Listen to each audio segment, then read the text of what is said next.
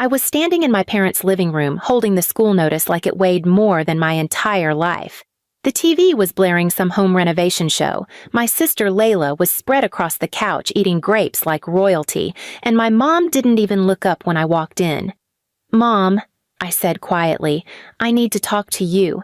She rolled her eyes so hard her head tilted back. "If this is about money," she said, still staring at the TV, "save it. I'm not your bank. Please subscribe to our channel until you send comments from where are you watching this video." I swallowed. My throat burned. "It's about Oliver's school fee. They added a late charge. I covered most of it, but I'm short, just a little. I'll pay you back next Friday. I swear." Layla popped a grape into her mouth and snorted. "Oh my God, Mom, she's still begging." My mom finally turned her head, and the way she looked at me made my stomach drop. Disgust. Annoyance. Like I was a telemarketer she forgot to block.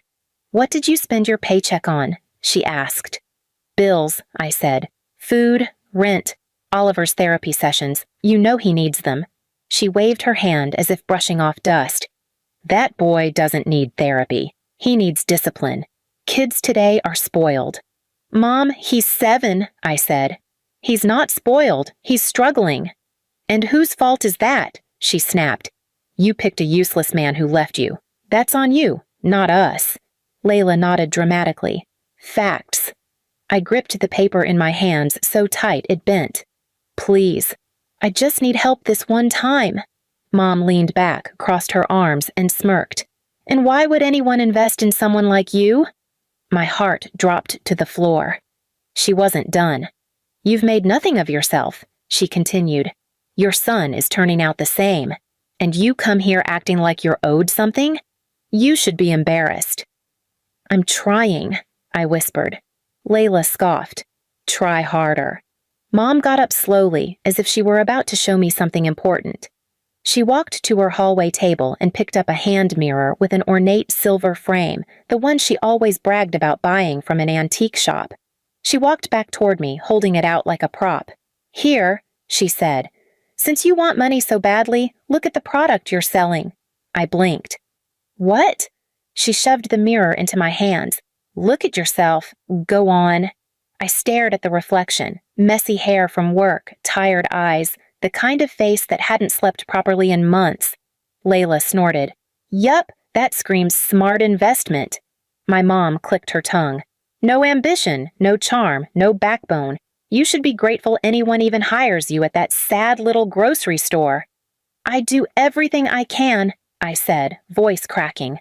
Mom stepped close, too close, her perfume thick and suffocating.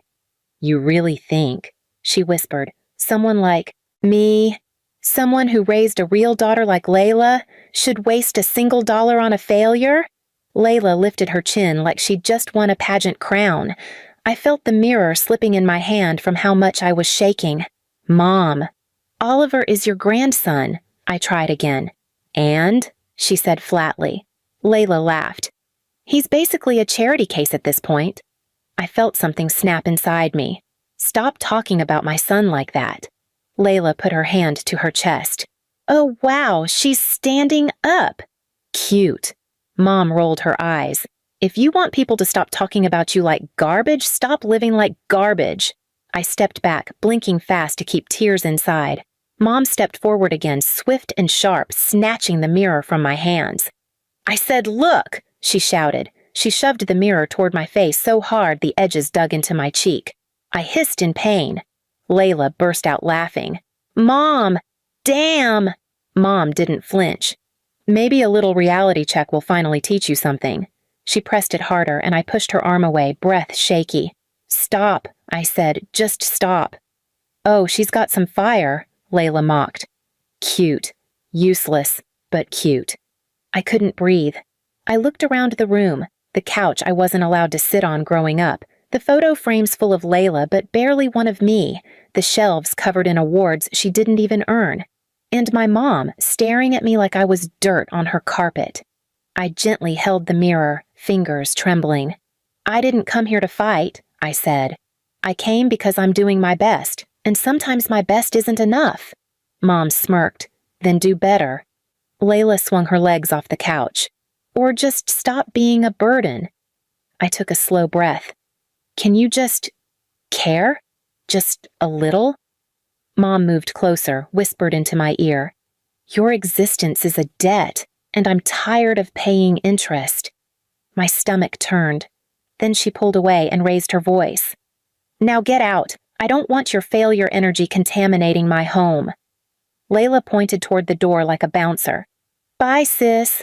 Good luck fundraising for your tragic little life. I walked toward the door, numb, holding the school paper like a surrender flag. Behind me, my mother called out one last thing. Next time, don't beg. It makes you look even cheaper.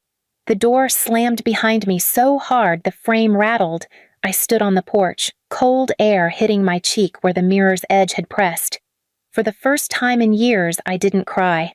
I just stared ahead, breath uneven, heart numb, knowing something inside me had finally cracked, and whatever they broke today wasn't going to fix itself. Not this time, not for them.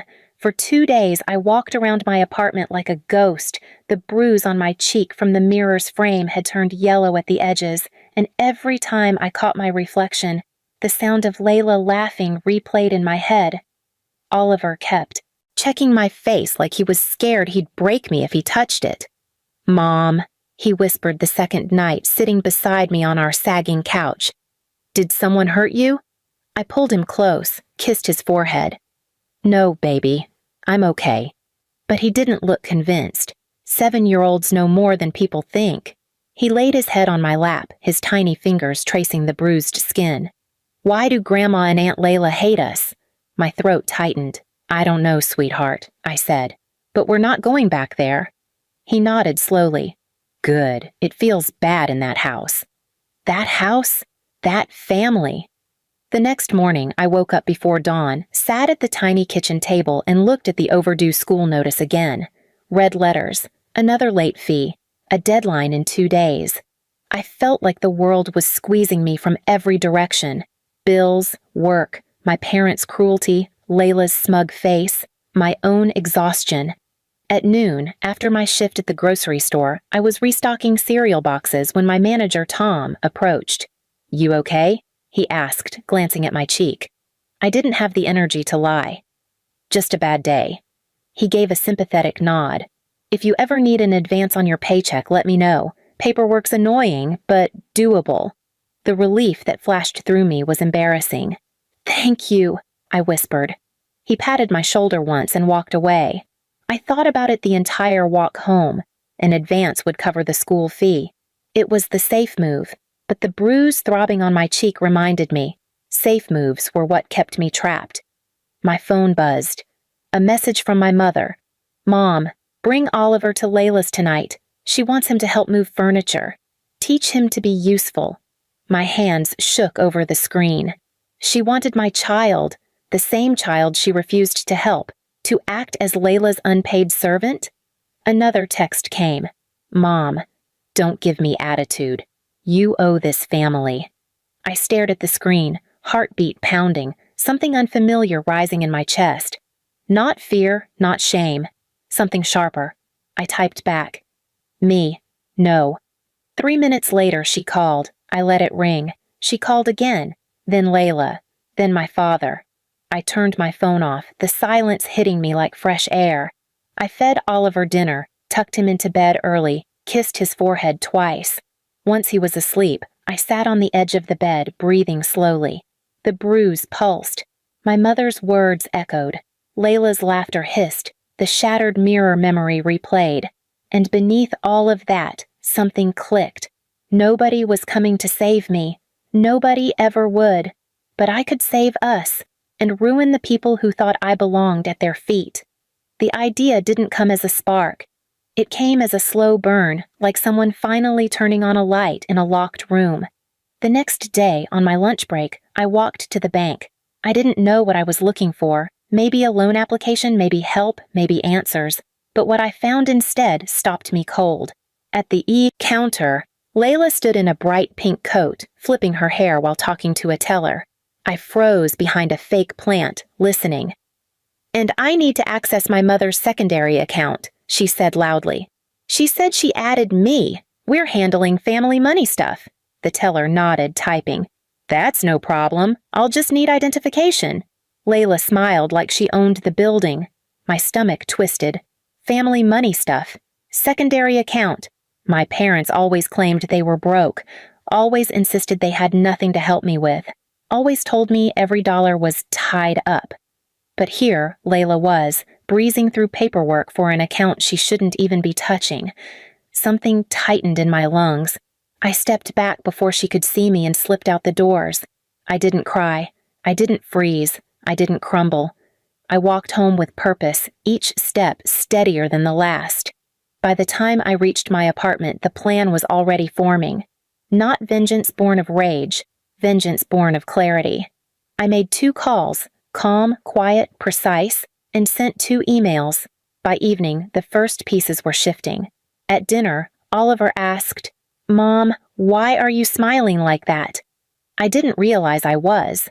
I ruffled his hair gently. "No reason, sweetheart, just thinking." But the truth was simple. My family had been controlling everything for years. The fear, the humiliation, the money, the narrative. Tonight, that control ended. I tucked Oliver in, turned off his lamp, and stood in the hallway in the dark. I whispered to myself, "This time, you're not the one being cornered." Because I had discovered something my mother and sister never expected me to find. A weakness, a very, very big one. And the moment I stepped into it, their entire world was going to collapse inward, not loudly, not theatrically, not poetically, real, direct, undeniable. Exactly the way they had crushed me. The next morning, I woke up before sunrise with a calm I hadn't felt in years. Not peace, readiness. Oliver was still asleep when I left the apartment. I brewed coffee, sat at the kitchen table, and reviewed everything I'd set in motion the night before. It was simple, not flashy, not dramatic, just real-world consequences. Around 10 a.m., my phone rang, a number I recognized, the bank's. I answered. "Hello, Miss Carter," the woman said politely. "We received your report last night and verified the information. Thank you for confirming your identity." My pulse lifted, but I kept my voice steady. "Of course. We will proceed with the freeze in the investigation. Any unauthorized account access will now be flagged." I exhaled slowly. "Thank you." She continued.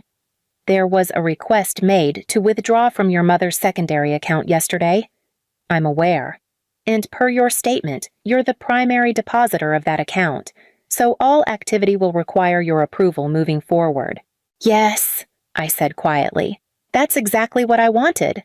Because the family money stuff Layla was bragging about, the funds in that secondary account were mine.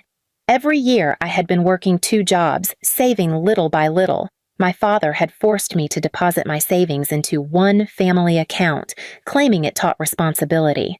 I never knew the bank still had me listed as the primary contributor, but when I visited the bank the day before, shaking, scared, desperate, and asked about old joint accounts, they pulled up the files, and everything clicked. My parents weren't broke. They were using my savings to fund Layla's lifestyle, my mom's antique shopping, Layla's weekly spa days, my father's new tools he never used, all siphoned from the same place. I didn't scream. I didn't panic. I simply reclaimed what was mine. By noon, the fallout started. First came Layla. She called 5 times, then 10, then 30, her voice rising each voicemail. "What the hell did you do? Why can't I access the account? Mom said you messed with something. Fix it. This money isn't yours. We deserve it." I blocked her. Next came my father. His voice shook with rage. "You ungrateful brat. You think you can steal from this family?" "It was mine," I said calmly. "I didn't steal anything." "It was for all of us." "No," I said. "It was for you and Layla, never for me." He huffed, furious. "Reverse it, now." "No." There was a long silence. Then he spat.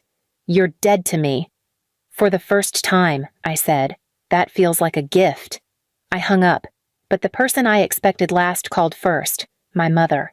Her voice wasn't angry. It was panicked. "Sweetheart," she started, soft like honey she never had for me. "Let's talk." I almost laughed at the sweetness in her tone, the same tone she used on Layla her whole life. "I don't have anything to talk about," I said. "You froze the accounts," she said, breath tight. "We can't touch anything without you." "That's correct. That money is ours. That money was mine. Every paycheck I handed you for family savings, I thought you were helping me save for Oliver's future." Silence. Real silence. The kind that says someone is realizing their grip is slipping. Finally, she whispered, "Your sister needs it." "And Oliver needs school," I said. "And he needs therapy, and stability, and a mother who stops letting herself be dragged through the dirt so other people can shine." My mother's voice cracked. "We raised you." "No," I said. "You raised Layla. I survived." Another silence. Then she snapped, "You'll regret this." "Maybe," I said, "but not as much as you will." I ended the call. By evening, the dust was still settling, but not on me. It settled on them. Layla's spa membership declined. My father's credit card failed at the hardware store. Mom's antique dealer called asking why her payment bounced. Their world wasn't collapsing. It was simply returning to its actual size. And for the first time in years, I didn't feel small. I picked up Oliver from school, held his hand as we walked home, and when he asked if everything was okay, I finally had an honest answer. "Yes," I said softly. "It is now." We climbed the stairs to our apartment, the hallway light flickering, the air warm. He squeezed my hand. "Mom, are we safe?" I nodded. "We're safe," I whispered, "and we're done letting anyone hurt us." That night, after he fell asleep, I sat at the table and reviewed my finances. I wasn't rich. I wasn't suddenly lucky. But I had control. Control they thought I would never take back. My phone buzzed one last time. An unknown number. I didn't answer. I didn't need to. I finally had something better than their approval. My freedom.